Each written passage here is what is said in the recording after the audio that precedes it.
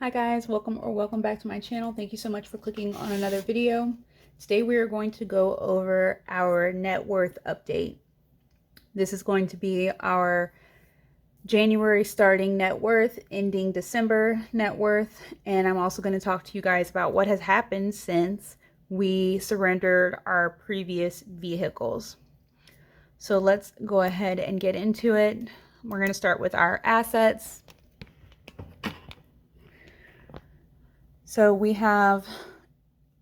each have a 401k and Brian has an IRA also. So the combination between all of those, the current balance is $44,129.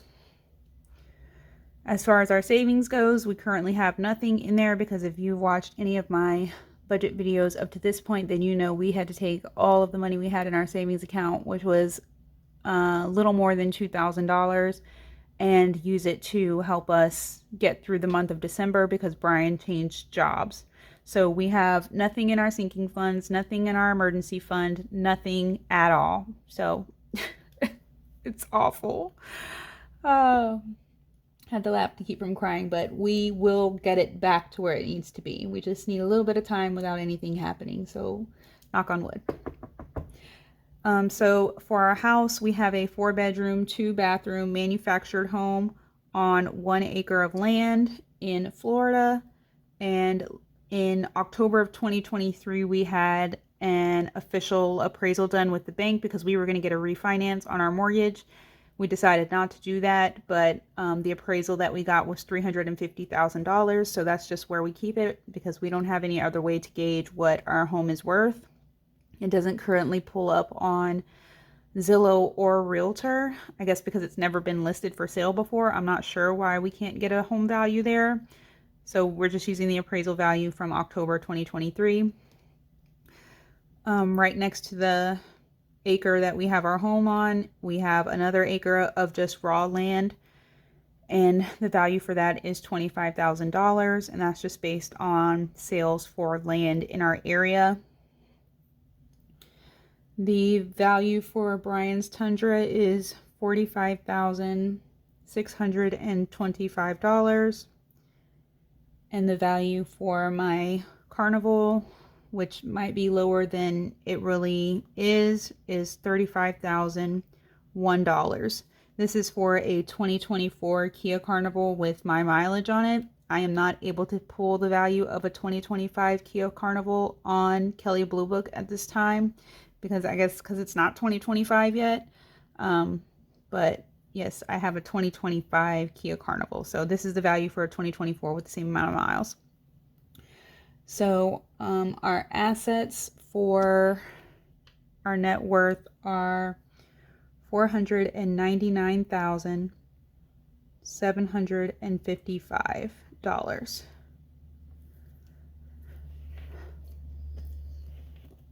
Okay, so as far as our liabilities go, you guys saw my debt update for our credit cards before this video. So that balance was $45,003.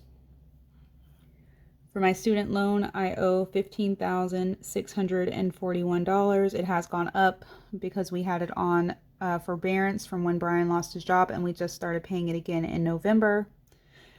Our mortgage, we owe $213,668. And collections. So we surrendered our vehicles at the end of July, beginning of August of 2024. Brian had a 2024 Ford F-150 and it was financed with Ford credit. So Ford turned around and sold the vehicle relatively quickly and sent him a reduced, I don't even know what to call it, sent him a letter offering to reduce the difference between what they sold it for and what he owed by 40% right up front. So by the time September rolled around, Ford had offered Brian a settlement of less than $15,000. I'm not sure of the exact amount. It was 14 something. So for a good measure, $15,000. My car was financed with like a local bank here, and it took them forever to sell my car. Like, they were calling me constantly asking about making a payment, and I was telling them I'm waiting on them to sell the car so I can find out what the payout is, or the payoff is for the car. And they had it for like 3 months. It wasn't until like right around Thanksgiving that they sold the vehicle and sent me a letter stating what I owe. So, for the two together, we owe $51,978. And Brian's, we're gonna say his is $15,000. So for my Yukon, you guys know my loan was like $73,000. I ended up owing $36,978 after they sold the car. So I have not received any kind of letter from them offering a discount if I go ahead and pay it. I have it listed here as collections just because it's not something that we're paying on, but technically neither one of them are in collections at this time. And we're just waiting until we absolutely have to make some kind of payment arrangement on it before we do, because obviously we have a lot going on with what we already have. So aside from, you know, obviously these loans going to collections, both of our credit did drop about 100 points from surrendering these vehicles between the voluntary repossession and the late payments that came along with it. So that is something to consider.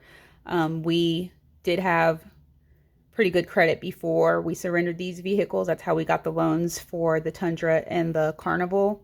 We were each able to independently get an auto loan. So we are sitting in the mid 600s now, I would say, as far as our credit goes, because of the late payments and surrenders on our credit.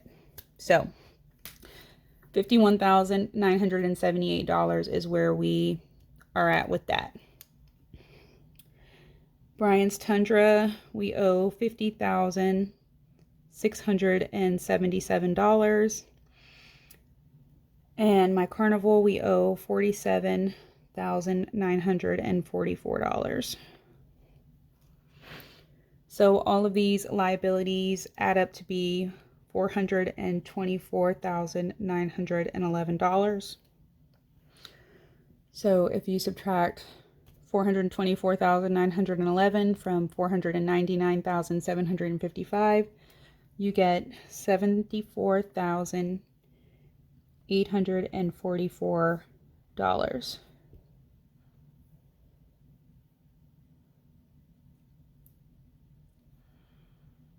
So that's a decrease of, let's see, 83,105 minus 74,844 is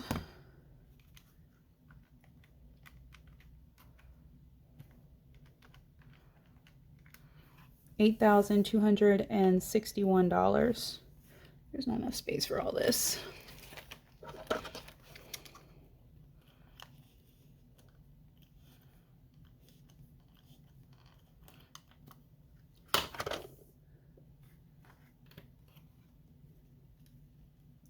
$8,261 down.